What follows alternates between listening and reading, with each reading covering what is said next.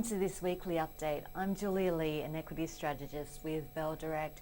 And this week we haven't seen a huge movement in terms of the market, but one area that has been sold down is the banks. And we've seen Moody's being the latest ratings agency to downgrade the outlook of banks to negative. This follows hot on the heels of Standard & Poor's downgrade to outlook last month. Now, Moody's is saying that it could see deteriorating profits as well as asset quality, and that would make the banks more sensitive to an external shock. Not only has it moved on the banks, but it's also moved on Rio Tinto in a bit more of a positive way, moving Rio's outlook and upgrading it to stable. And I guess that reflects the performance in terms of the sectors that we've seen this week. We have seen the energy and the material sectors outperforming, while the banks and diversified financials have come under pressure. But staying on the banks and looking at Morgan Stanley and what it has as a weighting for the banks, both the majors as well as the regionals. It is a little bit dour on the majors. Having a look at some of the ratings. Look, Westpac is a preferred bank for Morgan Stanley. It has an equal weight for the stock.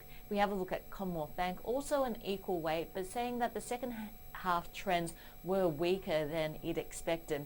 ANZ is an underweight. Look, the stock is looking cheap, but it sees downside risks to consensus views. And having a look at NAB, also looking underweight with the payout ratio for NAB looking stretched. Look, the only bank that Morgan Stanley has an overweight on is Bank of Queensland, saying that it should see the benefits of repricing that it has done, and there is also the prospects of dividend growth here.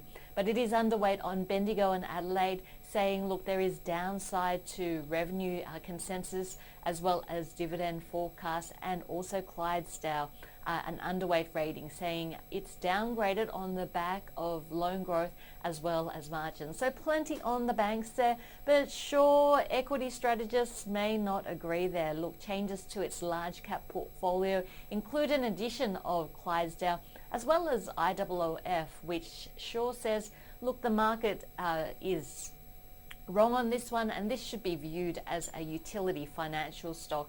And it's also added Rio to that large cap portfolio. Meanwhile, to pay for that, it sold Perpetual and also sold Carsales, saying it is becoming nervous on some of these higher PE ratio multiple stocks. And on to Citi, where US elections are in firm focus. Citi putting a 65% probability that Hillary will win the election. And if Hillary wins, look, this will be, in terms of US growth, possibly a slight lift, but look, it sees US growth just really middling along. A little bit different if Trump wins, and of course the 35% probability here. It's saying that if Trump wins, we could see slower growth from the US and also a possible recession. In terms of some of the different asset classes and the impacts there, if Trump wins, then the US currency is expected to be stronger short to medium term.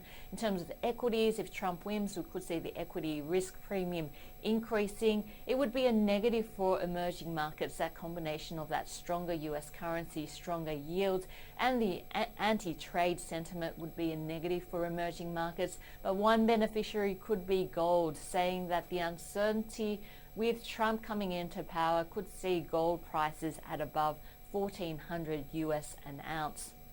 It's been a huge week on the domestic market, and earnings very much in focus. Probably the biggest report to come out has been out of BHP Billiton, which did see a record $6.4 billion US loss.